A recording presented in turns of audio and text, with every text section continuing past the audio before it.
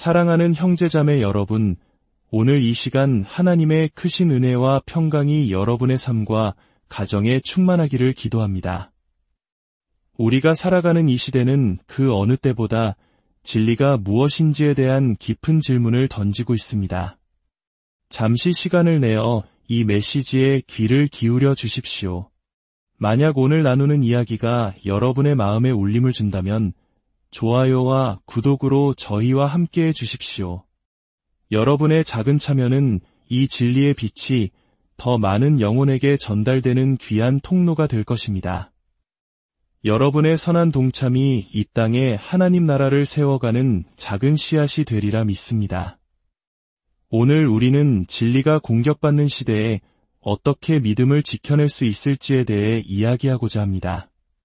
지금 세상은 진리 그 자체의 본질을 공격하고 있습니다. 이는 인류 역사상 그 어느 때보다 거센 도전입니다. 왜 이런 일이 벌어지고 있을까요? 그 근본적인 원인은 인간의 타락, 즉 하나님을 떠난 인간의 본성에서 찾을 수 있습니다. 진리와 싸우는 방법은 두 가지입니다. 하나는 진리의 규칙 안에서 정면으로 맞서는 것입니다. 하지만 진리는 현실과 일치하는 것이기에 이 싸움은 처참한 패배로 끝날 수밖에 없습니다. 예를 들어 중력의 법칙을 부정하며 높은 곳에서 뛰어내리는 것과 같습니다. 결과는 명백합니다. 그래서 사탄과 세상은 두 번째 방법을 택합니다. 바로 진리란 무엇인가? 라는 질문 자체를 무너뜨리는 것입니다. 진리의 기준점 자체를 없애버리는 교묘한 공격입니다. 여전히 패배하는 것은 마찬가지지만 정면 충돌보다는 덜 고통스럽다고 착각하게 만듭니다. 오늘날 사회는 아픈 진실보다 편안한 거짓을 선호하는 경향이 뚜렷합니다. 진리는 이제 각자의 생각과 감정에 따라 달라지는 주관적인 것이 되어버렸습니다. 하지만 이상하게도 이러한 관용은 유독 기독교인에게는 적용되지 않습니다. 기독교인이 진리를 말하면 세상은 우리를 망각의 섬으로 추방하려 합니다. 과거에는 종교다원주의라는 이름 아래 모든 종교가 동등하게 창조되었다고 말했습니다. 하지만 지금은 상황이 더욱 악화되었습니다. 기독교는 더 이상 다른 종교와 동등한 위치에 있지도 못하며 오히려 사회의 해로운 위험 요소로 취급받고 있습니다. 이러한 현상의 배경에는 세 가지 중요한 사상적 흐름이 있습니다. 첫째는 앞서 말한 종교다원주의입니다. 둘째는 새로운 관용이라는 개념입니다. 과거의 관용이 나는 당신의 의견에 동의하지 않지만 당신이 그 의견을 가질 권리를 존중합니다 였다면, 새로운 관용은 당신은 나의 신념을 존중할 뿐만 아니라 그것을 당신의 신념과 동등한 가치로 인정하고 축하해 주어야만 한다고 강요합니다. 이는 사실상 나의 신념을 강요하는 또 다른 형태의 폭력입니다. 셋째는 상대주의입니다. 절대적인 진리는 존재하지 않으며 모든 것은 상대적이라는 생각입니다. 이 세 가지 사상이 사회의 기초가 될 때 기독교는 반드시 제거되어야 할 대상이 됩니다. 왜냐하면 기독교는 내가 곧 길이요 진리요 생명이니 나로 말미암지 않고는 아버지께로 올 자가 없느니라고 선포하며 이 모든 사상이 거짓임을 정면으로 반박하기 때문입니다.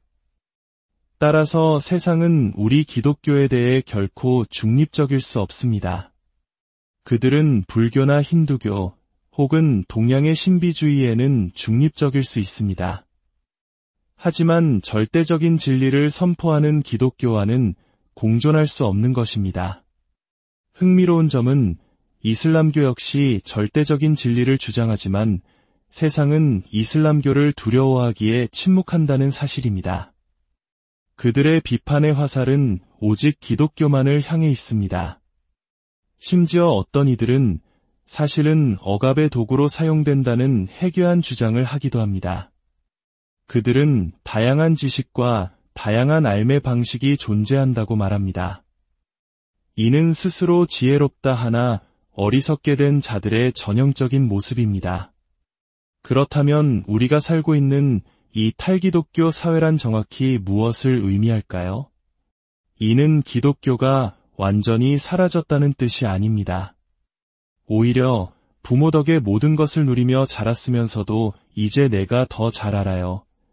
라며 가출한 철없는 10대 청소년과 같습니다. 이 사회는 자신이 가진 모든 좋은 것들, 즉 정의, 평등, 인권, 약자에 대한 배려와 같은 가치들이 어디서 왔는지 인정하지 않습니다. 그들이 손에 쥔 도구 상자의 모든 연장들은 사실 그들이 떠나온 기독교라는 가정에서 물려받은 것입니다.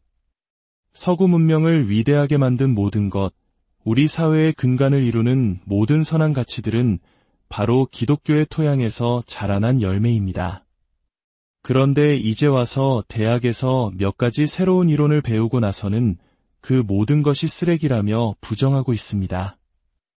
자신이 가진 모든 좋은 것들의 근원을 부정하며 그것으로부터 도망치려 하고 있는 것입니다. 역사학자 톰 홀랜드는 비기독교인임에도 불구하고 우리가 진실이라고 믿고 싶어하는 평등, 정의, 가난한 자를 돌보는 것과 같은 모든 근본적인 신념은 기독교가 우리에게 준 선물이다 라고 인정했습니다. 지금 세상은 하나님이 주신 선물을 받아 그것을 자기 마음대로 예곡하고 있습니다. 정의는 불의가 되고 평등은 역차별이 되며 사랑은 방종으로 변질되고 있습니다. 그렇다면 우리는 이 어두운 시대에 어떻게 사람들에게 그들이 추구하는 진정한 가치가 오직 복음의 렌즈를 통해서만 발견될 수 있음을 깨닫게 할 수 있을까요? 그것은 바로 전제주의 변증을 통해 가능합니다. 우리에게는 성경적 전제가 있고 세상 사람들에게는 그들 나름의 전제가 있습니다. 그들은 자신에게 전제가 없다고 생각하지만 우리는 그들에게 숨겨진 전제가 무엇인지 보여주어야 합니다. 그리고 그 전제가 결국 얼마나 어리석고 허무한 결론에 이르게 되는지를 명확히 밝혀주어야 합니다. 그런 다음 우리의 기독교적 전제와 그 결과가 얼마나 영광스러운지를 보여주며 당신이 가지고 있는 모든 선한 것들은 사실 우리에게서 훔쳐온 것입니다. 라고 당당하게 말해야 합니다. 다음 세대를 위해 우리가 집중해야 할 진리는 무엇일까요? 장기적으로 우리는 교회가 수천 년간 지켜온 신조와 신앙 고백, 그리고 요리문답에 깊이 의지해야 합니다. 많은 현대교회가 주관주의에 빠져 이것들을 멀리하지만 이는 우리 신앙의 뼈대와 같습니다. 동시에 우리는 성경의 거대한 이야기, 즉 창조, 타락, 구속, 영화라는 구속사의 틀을 명확히 이해하고 가르쳐야 합니다. 하나님이 세상을 창조하셨고 인간이 죄로 타락했으며 하나님께서 구원자를 보내셨고 마지막 날에 모든 잘못된 것이 바로잡힐 것이라는 위대한 이야기를 알아야 합니다. 그리고 이 네 가지 영역 각각의 신조, 신앙 고백, 요리문답을 통해 신학적 기초를 굳건히 세워나가야 합니다. 마지막으로 우리는 교회 내부의 위험을 직시해야 합니다. 교회 안에서 일어나는 신학적 표류, 예를 들어 유신론적 진화론, 동성애 수용, 여성 목사 안수, 비판적 인종 이론과 같은 문제들은 어디서부터 시작될까요? 이 모든 것은 항상 성경의 권위와 충족성에 대한 미묘한 입장 변화에서 시작됩니다. 어느 날 갑자기 동성애를 지지하는 교회는 없습니다. 그 시작은 언제나 성경의 권위를 조금씩 약화시키는 것에서 비롯됩니다. 예를 들어 어떤 목회자의 자녀가 동성애자라고 고백했을 때 성경의 진리에 따라 자녀를 가르치는 대신 자녀에 대한 개인적인 감정과 사랑 때문에 성경을 재해석하기 시작합니다. 명백했던 성경 구절들을 비틀고 결국에는 완전히 부정하게 됩니다. 사도 바울이 성적 지향에 대해 무지했다거나 예수님조차도 당시의 한계 때문에 모든 것을 알지는 못했다는 식의 신성모독적인 주장을 하기에 이릅니다. 하지만 이는 성경을 기록하도록 영감하신 성령 하나님의 능력을 부인하는 것입니다. 결국 모든 문제는 성경의 권위와 충족성을 어떻게 보느냐의 문제로 기결됩니다. 이것이 무너지면 모든 것이 무너집니다. 진리를 갈망한다고 외치는 사람들이 정작 진리가 눈앞에 차려졌을 때 그 맛을 싫어하는 것은 참으로 아이러니한 일입니다. 그들은 영양가 있는 식사가 아닌 달콤하고 자극적인 슬러시 음료를 원할 뿐입니다. 사랑하는 성도 여러분, 이 혼란스러운 시대 속에서 우리의 유일한 소망은 오직 하나님의 말씀뿐입니다. 말씀의 기초 위에 굳게 서십시오. 아멘이라고 화답할 수 없다면 마음이 찔려 아프다고 고백이라도 하십시오. 그것이 바로 성령께서 우리 안에서 일하고 계시다는 증거입니다. 주의 말씀이 당신의 발의 등이 되고 길의 빛이 되기를 간절히 기도합니다. 이 진리의 말씀을 붙잡고 믿음으로 승리하는 저와 여러분이 되기를 주님의 이름으로 축복합니다.